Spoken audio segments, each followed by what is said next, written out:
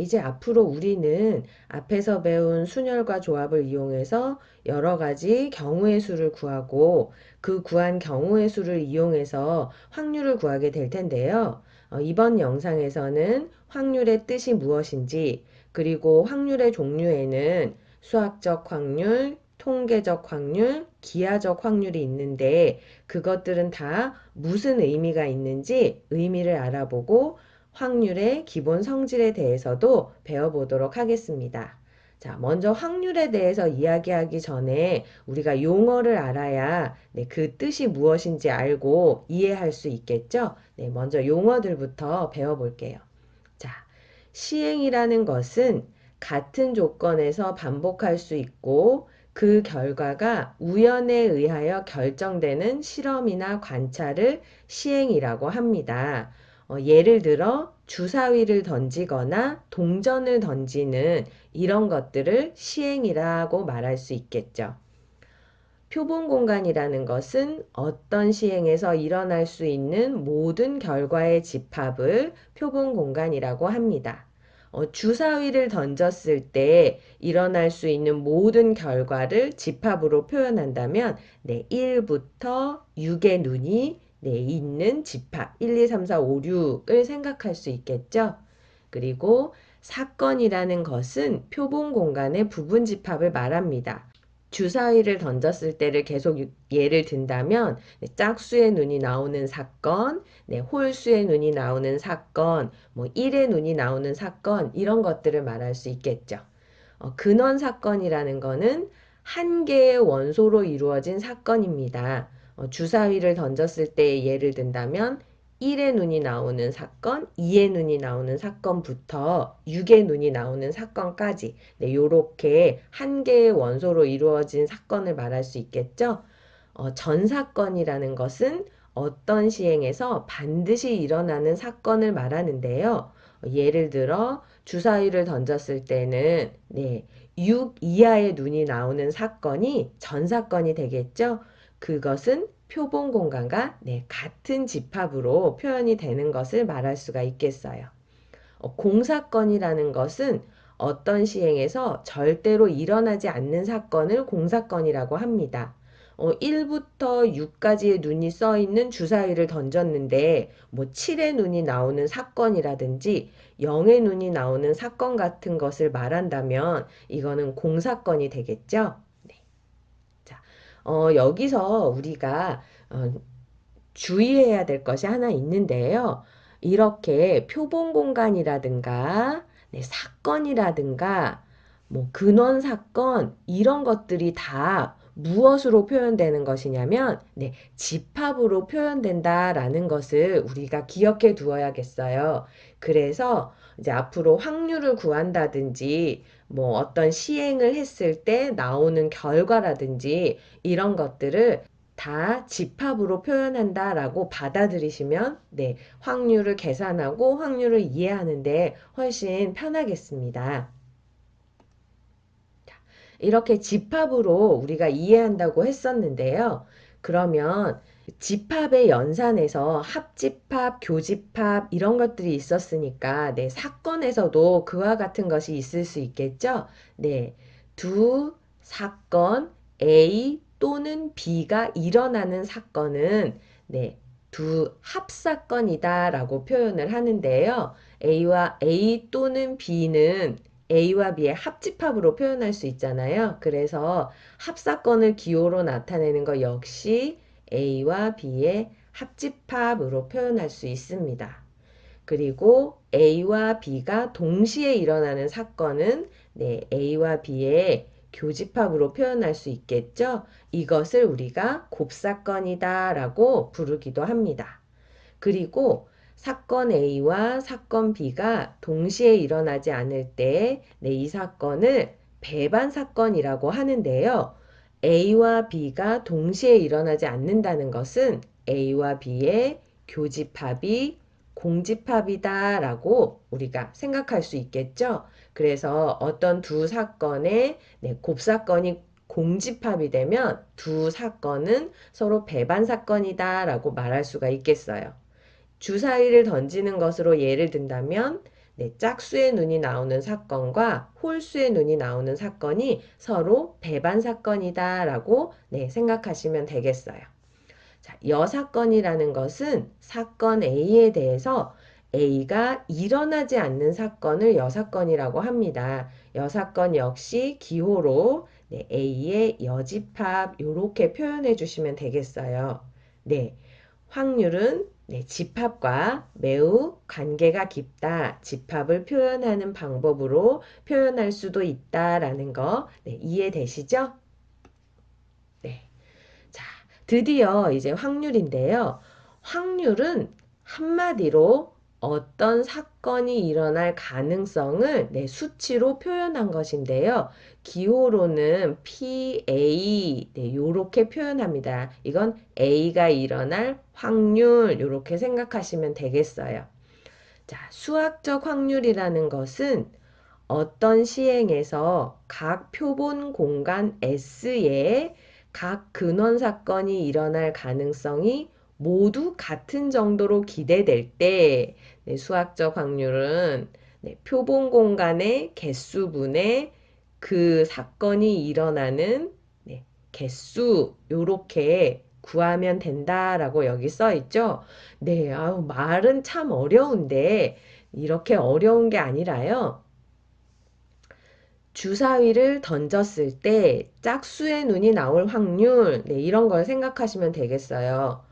원칙적으로 주사위를 던졌을 때 1의 눈, 2의 눈, 3의 눈, 4의 눈, 5의 눈, 6의 눈. 각 눈이 나올 확률은 다 같습니다. 그래서 전체 표본 공간은 네, 6개의 원소로 되어 있죠? 네, 그 중에 짝수의 눈이 나오는 네, 사건을 나타내 주시면 네, 6분의 3 이렇게 쓸 수 있어서 짝수의 눈이 나올 확률은 2분의 1이다 라고 네, 이렇게 생각할 수가 있죠.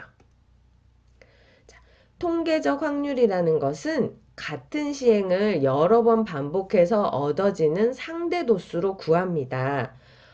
통계적 확률이라는 거는 예를 들어 뭔가 약을 먹어서 그 병이 낫는 거.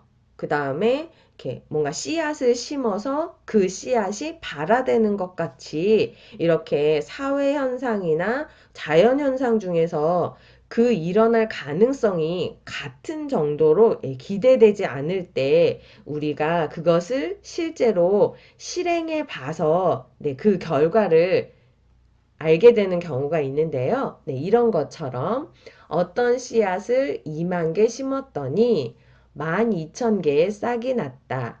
이 씨앗 한 개를 심을 때 싹이 날 확률, 네, 이런 것을 물어본다면 이 어떤 종류의 씨앗을 심어보지 않고는 실제로 해보지 않고는 네, 2만 개 중에 12,000개가 났는지 알 수 없으니까 네, 이런 식으로 네, 구해서 실험을 통해서 그 알아낸 결과를 가지고 앞으로 이 씨앗을 한 개 심는다면 싹이 날 확률은 어느 정도다라고 알 수가 있는 것 이런 것을 통계적 확률이라고 할 수 있죠. 여기서는 네, 2만 분의 12,000 네, 이렇게 계산하셔서 네, 동그라미 같이 지우고 20분의 12니까 4로 약분하면 5분의 3. 네, 이 씨앗 한 개를 심을 때 싹이 날 확률은 5분의 3이다 라고 이렇게 알 수가 있습니다. 마지막으로 기하적 확률은 길이, 넓이 등 근원 사건의 개수가 무수히 많아서 그 수를 셀 수 없는 경우 네, 전체 영역의 크기 분의 그 영역의 크기로 네, 확률을 구하는 것을 기하적 확률이라고 하는데요. 자, 이게 무슨 뜻이냐 하면 네, 이런 식으로 관여판이 있는 거예요. 여기에 화살을 쏠 때, 네, 색칠된 부분에 화살이 맞을 확률을 구하세요. 네, 이런 문제의 경우, 네, 표본 공간은 이 관역판 전체를 말할 수 있는 거죠. 네, 그리고 그 근원 사건이라는 것은 이 관역의, 네, 맞을 수 있는 화살의 개수 이런 것들을 말하는 건데 여기에 화살을 뭐 한두 개만 꽂을 수 있는 게 아니라 전체 다 화살을 꽂는다면 화살이 맞을 수 있는 자리는 수로 표현할 수가 없잖아요. 그래서 근원 사건이 무수히 많다라고 생각할 수가 있는 거예요. 그럴 때는 하나하나 셀 수 없으니까 영역의 넓이로 표현하는 것이죠.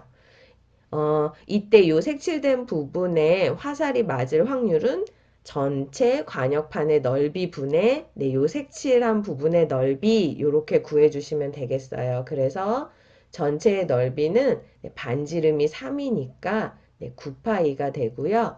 요 색칠한 부분의 넓이는 반지름이 2인 거의 넓이에서 반지름이 1인 거의 넓이를 빼주는 거니까 4파이 빼기 파이 요렇게 해서 9파이분의 3파이 약분하시면 3분의 1. 이 부분에 화살이 맞을 확률은 3분의 1입니다. 라고 이렇게 하실 수가 있어요. 바로 이런 것들이 수학적 확률, 통계적 확률, 기하적 확률입니다.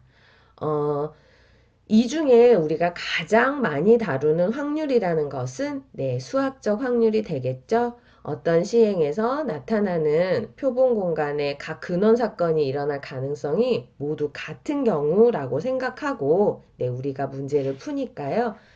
전체 근원 사건의 개수분의 그 사건의 개수, 그 사건의 원소의 개수 요렇게 확률을 구하시면 되겠습니다. 이제 확률의 기본 성질에 대해서 알아볼까요? 자, 표본 공간이 S인 어떤 시행에서 두 번째부터 알아볼게요. 반드시 일어나는 사건에 대하여 그 사건의 확률은 1입니다. 이 반드시 일어나는 사건을 우리가 전사건이라고 했고 전사건은 표본 공간과 같다라고 했죠. 표본 공간은 S로 나타내기로 했으니까 저 PS라는 것은 N, S 표본 공간의 개수분의 그 사건의 개수인데 그 반드시 일어나는 사건은 표본 공간과 같다 그랬으니까 NS 이렇게 되어서 얘는 1 이렇게 쓸 수가 있겠죠.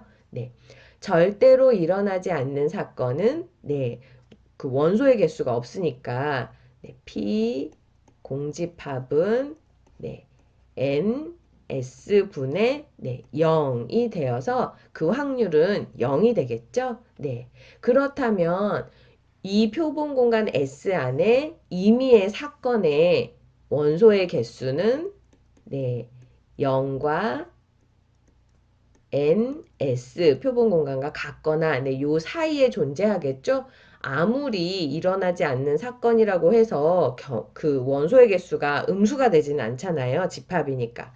그리고 표본 공간보다 더 많은 사건들을 가질 수는 없으니까 사건 A의 원소의 개수는 0과 표본 공간 전체 요 사이에 있을 수 있습니다.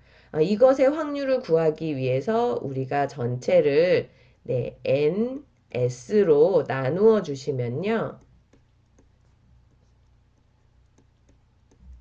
여기는 0이고 여기는 PA라고 표현할 수 있고 이것은 1이다 라고 표현이 되어서 임의의 사건 A에 대해서 그 확률은 항상 0과 1 사이의 값을 가집니다 라고 이야기할 수 있습니다. 뭐 말이 어려워서 그렇지 자연적으로 생각하면 쉽게 이해할 수 있는 것이니까요. 잘 기억해 놓고 다음 영상에서는 여러 가지 확률들을 우리가 한번 구해 보도록 하겠습니다. 수고하셨습니다.